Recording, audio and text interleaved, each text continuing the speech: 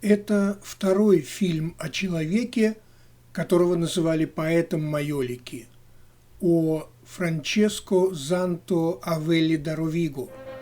И начнем мы вот с этой тарелки, которую мы уже видели в прошлом фильме. Но тогда мы обсуждали то, как она сделана, вот этот ластер, слой такой блестящий, светящийся слой, который был нанесен на нее в мастерской Андреоли в Губио. Теперь давайте посмотрим, что здесь изображено, потому что это очень интересно. Это наполовину историческое, наполовину мифическое событие, и тут придется немножко углубиться в историю.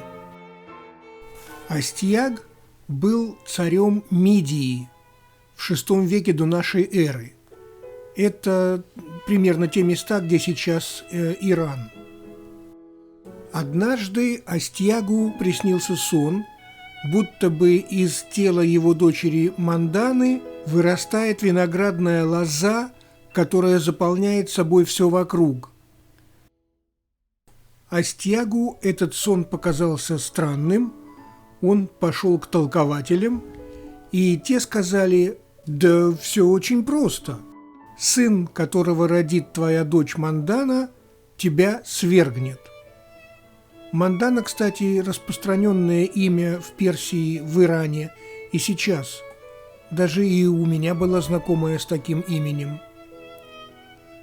Ну вот, тогда Астьяг выдал дочь за перса по имени Камбис, поскольку по закону никто из персов не мог стать медийским царем и таким образом его свергнуть. Но все равно, когда Мандана родила сына, Астьяг испугался, позвал своего, так сказать, главного вельможу, Гарпага, и приказал ребенка убить. Гарпаг и ослушаться царя не мог, но и руки свои в крови ребенка не хотел, так сказать, омывать. Поэтому он отдал ребенка какому-то пастуху и сказал: «Убей его там у себя в горах, а мне потом тело представишь». Пастух вернулся домой и узнал, что жена родила мертвого сына. Она уговорила мужа показать стражникам мертворожденного, а того, которого нужно было убить, оставила у себя. Прошло несколько лет, и мальчик, которого назвали Киром, во время игры с другими детьми был избран царем. Но один из детей не захотел ему повиноваться, потому что он был из более знатной семьи, и Кир его побил. Отец этого мальчика пожаловался царю: «Твой раб бьет детей царских сановников». Кир был приведен для наказания к Астьягу, и тот сразу понял, что перед ним внук, поскольку Кир был на него похож. Слушайте, знакомая история, да? Так ведь это же история Париса. Мы говорили о ней, когда рассматривали одну из шкатулок у Брияки в серии фильмов о резьбе по слоновой кости. И еще миф о царе Ироде, об избиении младенцев, которого не было. Не отсюда ли это пошло? Вообще, большинство информации об Астьяге, о царе Астьяге, пришло к нам из книги Геродота, поскольку он был в этих местах, и потомки медийского военачальника Гарпага ему эту историю передали.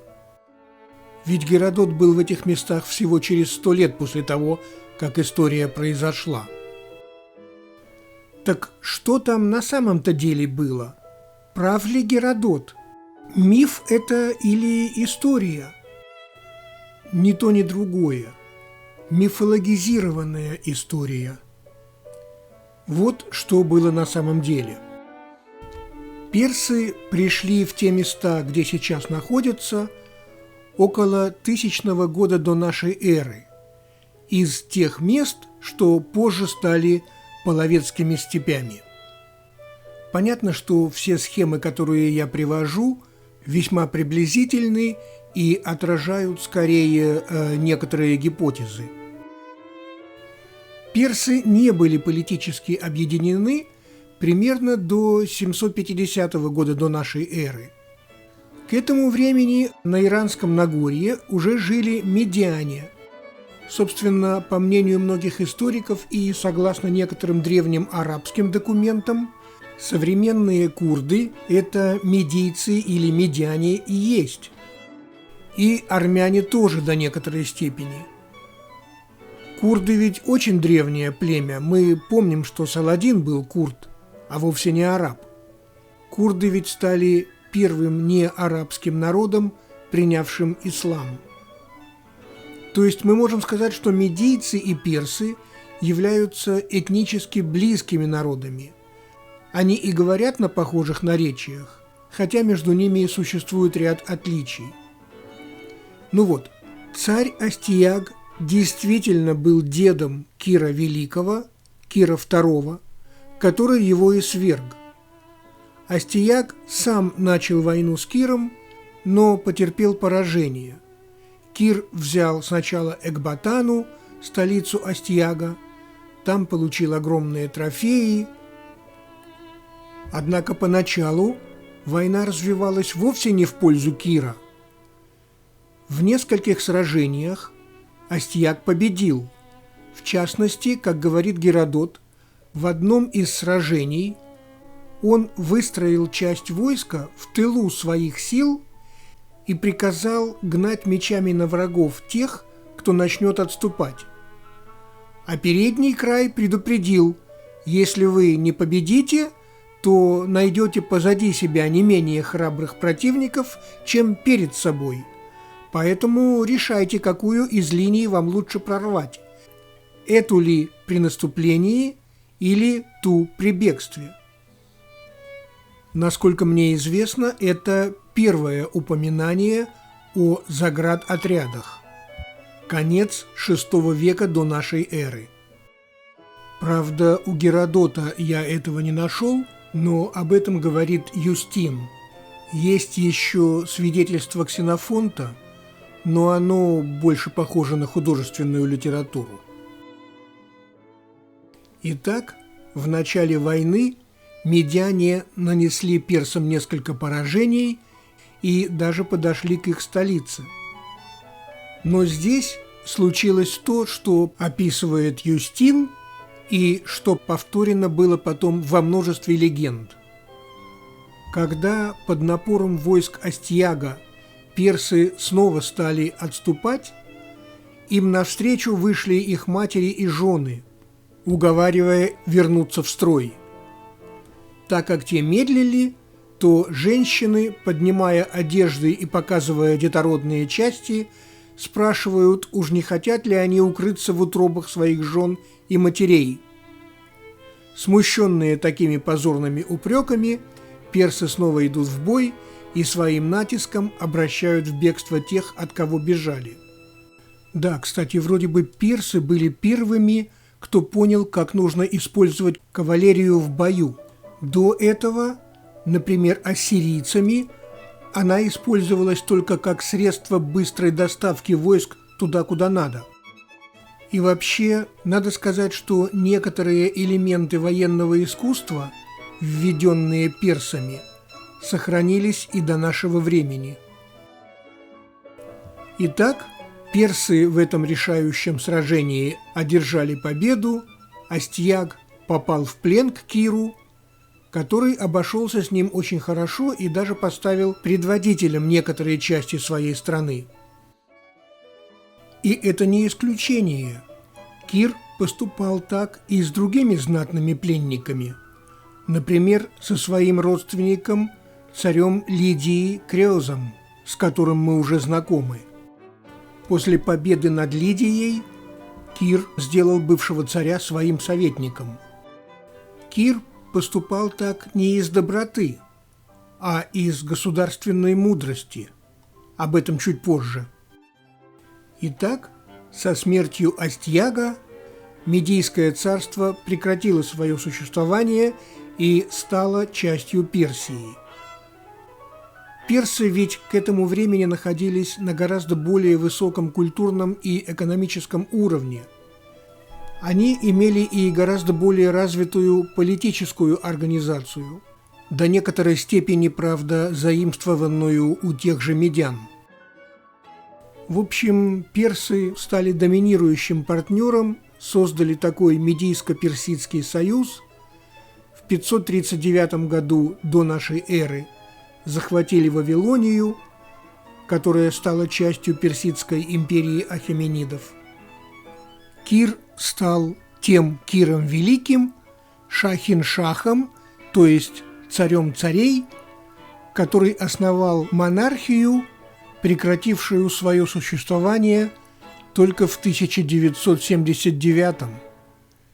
Таким образом, когда шах Ирана был смещен со своего трона, это был старейший в мире правящий режим – 2500 лет. Теперь об упомянутой государственной мудрости Кира и его последователей. Во-первых, они были очень терпимы к обычаям местного населения. В самом деле, зачем без нужды тревожить людей, которые только что были покорены, и побуждать их к восстанию? На руководящих позициях тоже стояли обычно местные. Правда, за ними наблюдало еще, так сказать, око императора, специально назначенные чиновники, никто не знал, кто это. На самом деле там было намного сложнее, но сейчас это не важно.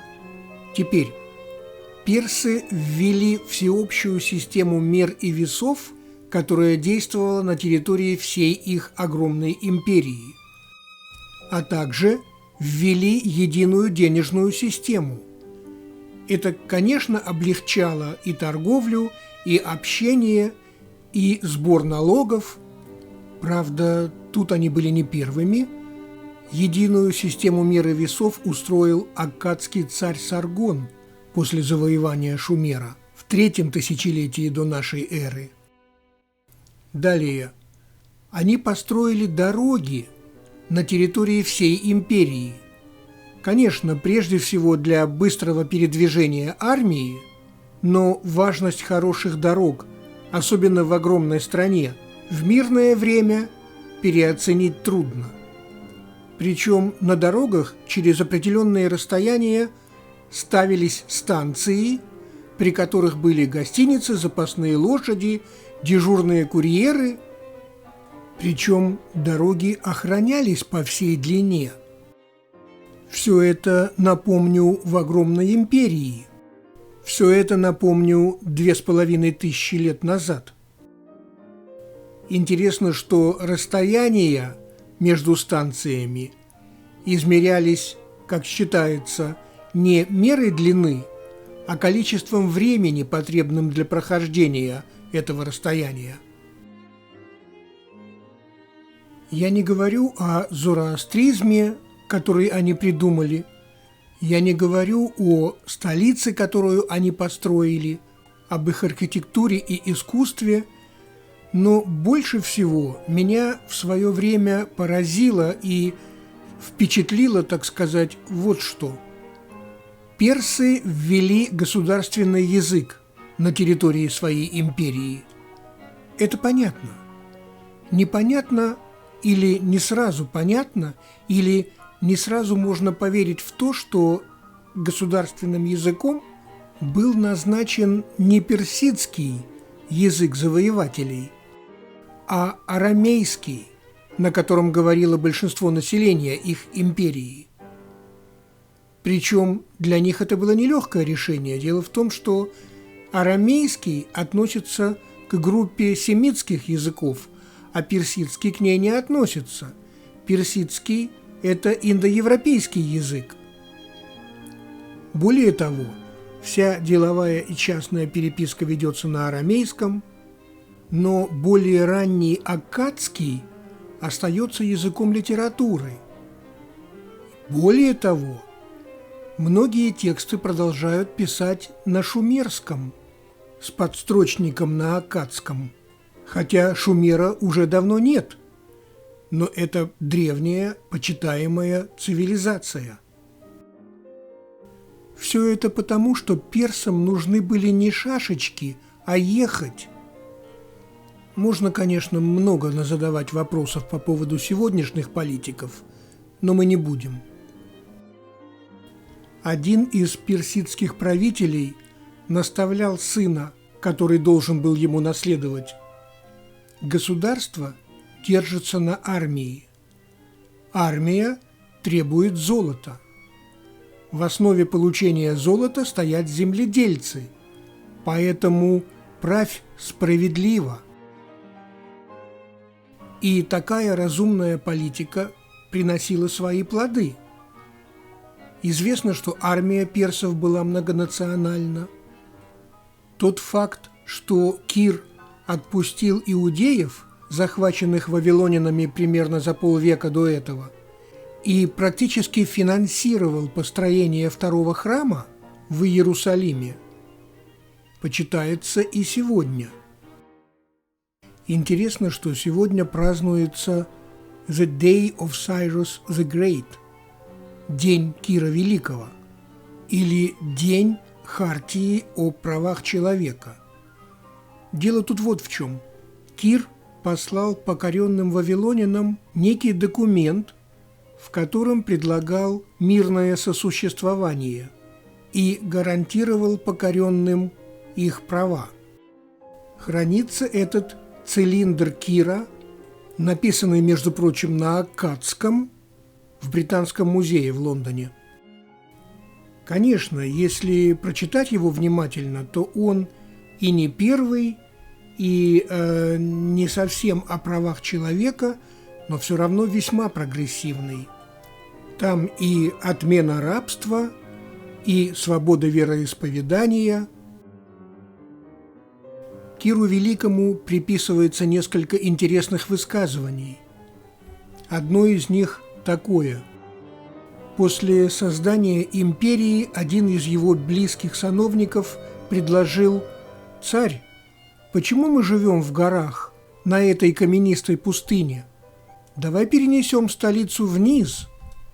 Там теплее, земля плодородная, мягкая».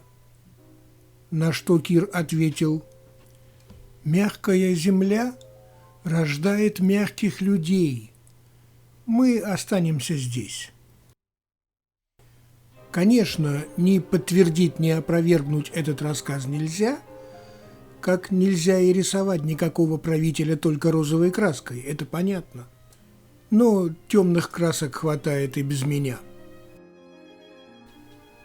Ну, вот в такие дали истории увела нас эта майолика, созданная поэтом майолики Занто в 1535-м. Музей в Детройте купил ее в 2011-м. И это, конечно, не единственная работа Занто на эту тему. Вот еще одна тарелка, гораздо более поздняя. Это 1542 год, самый конец того, что мы знаем о Занто. Мы видим несколько измененную композицию. Справа спящий все еще Астьяг, слева его дочь Мандана, на переднем плане Кир, еще мальчик, а вот в центре это женщина, олицетворяющая Азию, которую всю должна была заполонить, так сказать, лоза, выросшая из тела Манданы, то есть всю Азию должен был захватить Кир. И эта женщина пытается пробудить Астьяга, чтобы предупредить его о грядущей опасности. Совершенно замечательный пейзаж. И вот эта тарелка явно предназначена не для того, чтобы на ней ели, а для того, чтобы ею любовались, потому что центральная фигура, эта самая женщина Азия, находится прямо в центре, там, где следовало бы находиться, так сказать, еде. Такая композиция была бы бессмысленна, если бы Занто предполагал, что эту тарелку будут использовать по назначению. Теперь не только Занто создал несколько работ на эту тему. Он был, конечно, не единственным, потому что миф о сне Астьяго был популярен. Вот работа другого мастера – Сфорца ди Марк'Антонио. Создана она чуть позже, в 1551-м, чуть восточнее, в Пезаро. Мы видим, что композиция практически та же самая, что на тарелке Занто, даже дерущиеся мальчишки в центре. Мне немножко более естественным кажется здесь взгляд Манданы на отца. «Ну что ты, прикажешь убить такого замечательного ребенка?» И несколько более проработанный пейзаж. Явно Сфорца ди Марк'Антонио был знаком с тарелкой Занто, либо с дизайном, на основе которого была сделана ее композиция. Еще одна тарелка Занто на эту тему была продана на аукционе в 2011 за вполне приличную цену. Кир агитирует жителей персидской столицы восстать против медийского владычества. Текст на латыни здесь спереди. «Вы хотите жить прошлым или будущим?» – спрашивает Кир. Дело в том, что мужчины здесь вооружены топорами. Это дровосеки, которых медийцы заставляли рубить деревья вдоль дороги, чтобы содержать ее, так сказать, в нормальном состоянии. Ну и что, вы так всю жизнь не будете рубить деревья под их началом? Идите за мной, повеселимся лучше над нашим врагом. Как мы знаем, в Персидской империи дороги тоже поддерживались в хорошем состоянии. Наверняка с помощью тех же дровосеков. Тех, кто уцелел, конечно. Но так оно всегда и бывает. Важно пообещать, а дальше посмотрим. Как известно, через несколько столетий греки будут воевать с персами под эгидой защиты ионических городов. Там наших братьев-греков угнетают эти ужасные персы, обкладывают их большим налогом. Когда Греция победила, она обложила эти же города еще большим.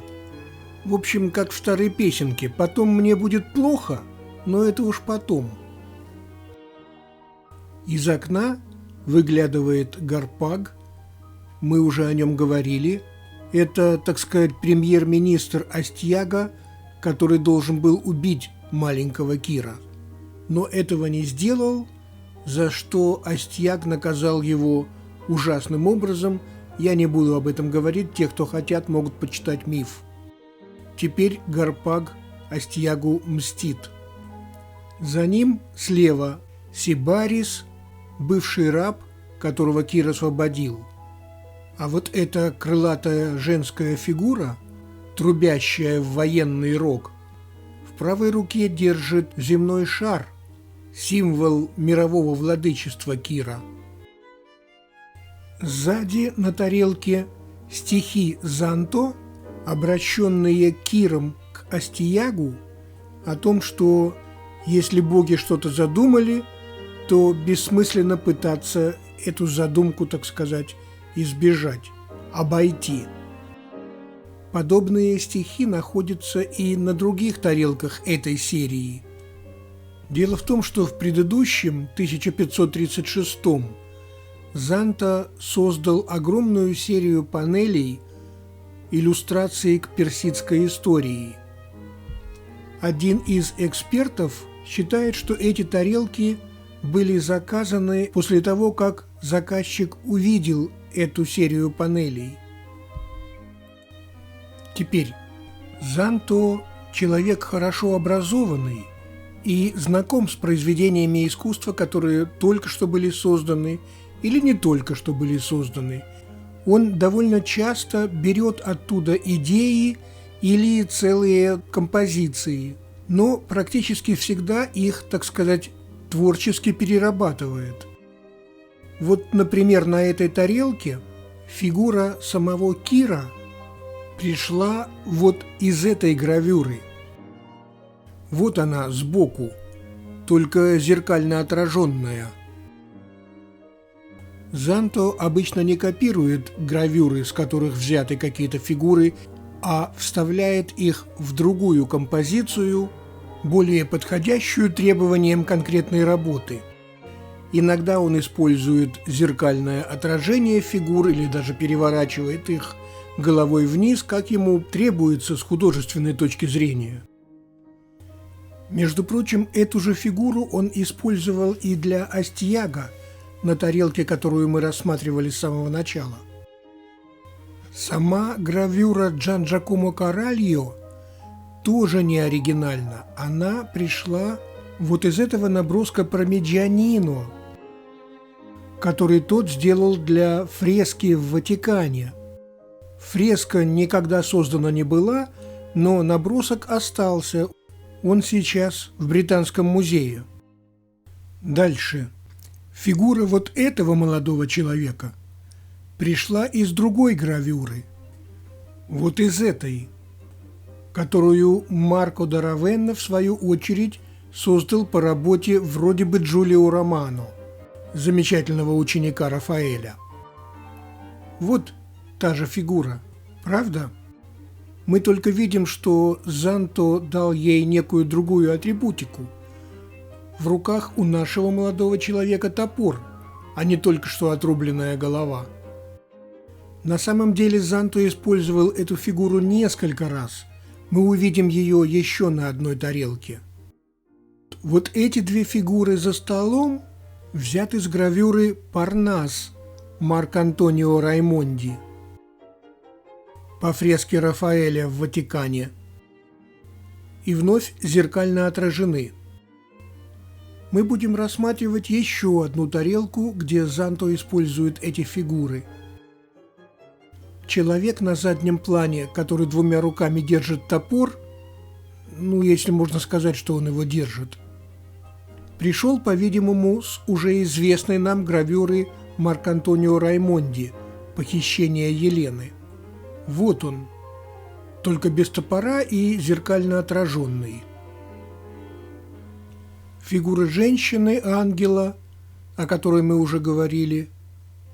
Вот она на другой гравюре все того же Марк-Антонио Раймонди, снова зеркально отраженная. Ну и так далее. Не нужно считать, что это плагиат. Заимствования в искусстве приняты, а в нашем случае мастер еще и перерабатывал их согласно своим нуждам. Да и вообще не очень важно, откуда мастер черпает вдохновение. Вот моя супруга, например, посмотрит иногда пристально на какой-нибудь рисунок на обоях, а потом получается что-то вот такое. Или вот такое. Поди плохо. Это просто к тому, что заимствование в искусстве – это не страшно. Это вам не диссертацию у кого-то содрать, да еще и источник не указать. Я немножко отвлекся. Вернемся к нашей тарелке. И вот что действительно интересно, ранее эта тарелка, по-видимому, не была описана. Насколько я понимаю, она была изучена и описана только перед продажей на аукционе. Напомню, продана она в 2011 за 391 тысячу фунтов. С мелочью. Что же касается избиения младенцев, о котором мы тоже говорили в связи с Астьягом и Киром, так вот, у Занто тоже есть тарелка на эту популярную тему. Находится она в Британском музее, а фигуры взяты с гравюры, которая тоже находится здесь. Это гравюра Марко да Равенна по оригинальной работе Баччо Бандинелли, о котором мы много говорили в нашей серии фильмов о скульптуре в Барджелло. А по гравюре Марко да Равенна была создана вот эта. Я привожу ее просто потому, что здесь разрешение получше. Так вот здесь справа мы видим ровно те же фигуры, которые использовал для своей тарелки Занто. Точно такая же композиция. Только Занто переносит ее из дворца на, так сказать, лоно природы и добавляет двух путти, которые не могут на это смотреть и убегают. Это еще один пример творческого подхода к заимствованию. Интересная деталь связана с надписью на обратной стороне этой тарелки.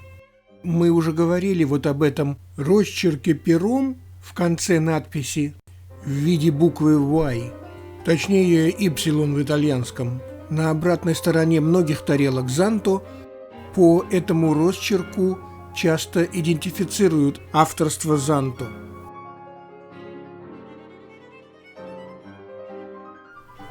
Так получилось, что в этом фильме мы рассмотрели не очень много работ Занто, но зато поговорили и о том, как эти тарелки полировали, и о персидской истории, и о заимствованиях в искусстве. Но впереди еще много интересного. Продолжение следует.